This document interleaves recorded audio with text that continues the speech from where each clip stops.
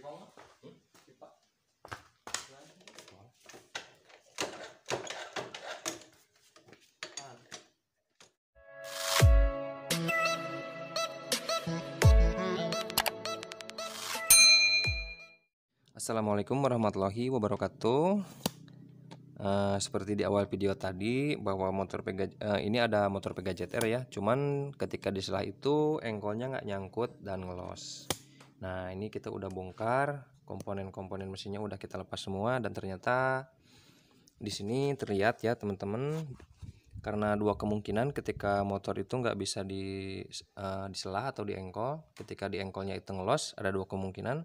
Untuk motor Pega ZR itu biasanya fiber couplingnya udah habis, dan yang kedua kerusakan ada pada bagian kegnya ya, pelor otomatisnya yang ada pada mangkok kupling. Nah ini saya akan jelaskan di sini. Terlebih dahulu saya cek bagian fiber couplingnya, dan ternyata fiber couplingnya di sini ini kan dua ya. Nah untuk fiber coupling kondisinya ini masih layak pakai, keduanya masih layak pakai dan dalam kondisi baik. Namun di sini si rumahnya udah habis. Nah si rumah dudukan fiber couplingnya udah habis nih, udah dalam. Jadi namun sepertinya motor ini udah diakal-akalin nih, udah pakai ganjal. Nah jadi intinya engkol yang ngelos itu bukan pada fiber coupling. Nah, ini saya hanya menjelaskan di sini, saya menjelaskan penyebab kenapa motor Pega ZR ini nggak bisa diselah alias ngelos. Nah, jadi kalau kemungkinan seperti ini karena ini udah diganjal-ganjal, berarti ini penyebabnya bukan pada fiber coupling. Ya meskipun sebenarnya kalau kerusakan seperti itu kita harus mengganti komponen ini ya. Ini rumahnya sama fiber couplingnya juga sebaiknya kita ganti, dan di bagian ini juga udah kena semua. Jadi kalau udah ngelos itu fiber couplingnya, rumahnya udah kena, ya kita ganti bagian ininya nih, bagian rumah couplingnya. Bagian apa ini namanya ya, rumah ini, rumah fiber couplingnya. Namun karena di motor ini udah di ganjal-ganjal seperti ini, berarti otomatis yang ngelos itu tidak diakibatkan dari fiber, melainkan dari ini nih teman-teman. Nah ini dari rumah couplingnya. Ternyata setelah saya cek, nah di bagian dudukan pelor mimi starter atau kegnya ini udah saya pasang sebenarnya, cuman saya lepas biar lebih paham teman-teman ya.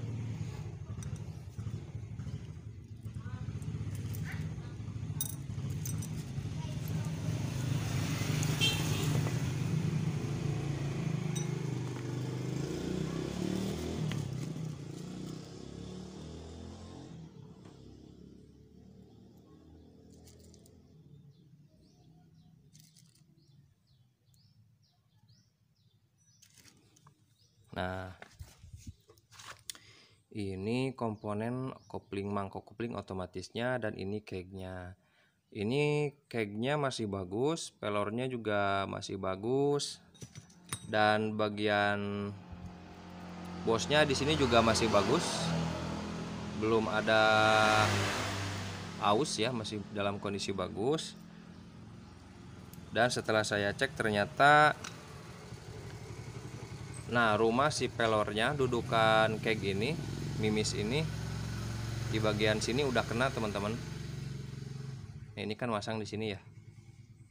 Nah ini masang di sini. Aduh ini susah masukinnya. Ya, intinya si pelor yang tadi itu masuk di sini, dan ketika engkol diselah, maka ini berputar, dan si rumahnya ini seharusnya mengangkat bagian kruk as ya, agar berputar. Namun ternyata di sini si rumah mimisnya ini udah kena. Nah ini udah pada getok ya, apa namanya itu, udah dalam.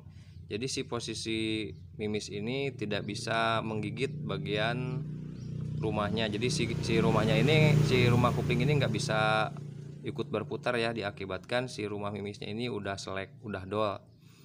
Jadi ketika kita diengkol, si selanya itu ngelos. Nah, yang kita lakukan adalah kita melakukan penggantian pada rumah kupling ini. Ini kerusakannya ada di sini teman-teman, ini bisa dilihat ya. Cuman kalau kameranya ini kurang jelas. Nah, di sini teman-teman bisa lihat ada bagian. Nah, ini rumah mimisnya, teman-teman bisa lihat ya, ini udah aus, udah dalam. Jadi ini kalau nggak bisa, kan ini kalau nggak diganti, jadi motor ini nggak bisa diengkol.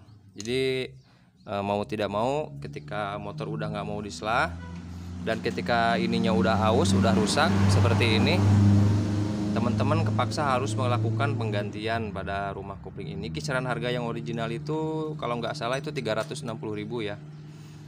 Ini yang seperti ini. Jadi udah jelas ya teman-teman, kerusakan pada motor ini hanya ada pada rumah kupling otomatisnya yang udah aus dudukan mimisnya, keg starter, keg ininya, mimis kegnya. Nah ini nih, ininya masih bagus, cuman si rumah pelornya ini, rumah mimisnya udah jelek.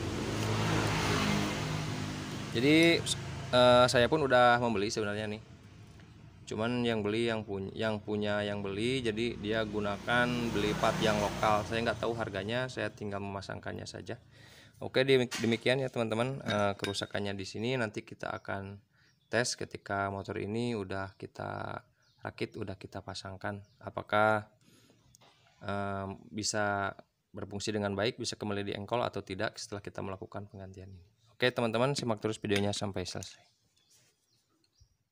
Nah, ini teman-teman, udah saya pasangkan keseluruhan komponen pada kupling Pega JTR ini. Kita akan coba ya diengkol setelah saya melakukan penggantian pada mangkok otomatisnya. Nah, ada sekarang mah ya, jadi nyangkut. Duh,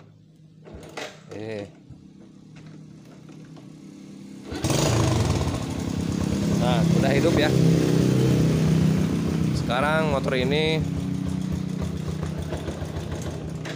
nah sekarang motornya udah bisa diengkol kembali, udah bisa hidup kembali. Jadi itu ya teman-teman, ketika kita menemukan kendala susah diengkol, kalau kondisi fiber koplingnya bagus, menjepit dengan baik, dengan sempurna, ya itu kemungkinan yang kedua diakibatkan oleh rumah mimis rumah mimis kopling ya, atau keg yang ada di bagian kopling otomatis yang sudah saya jelaskan tadi.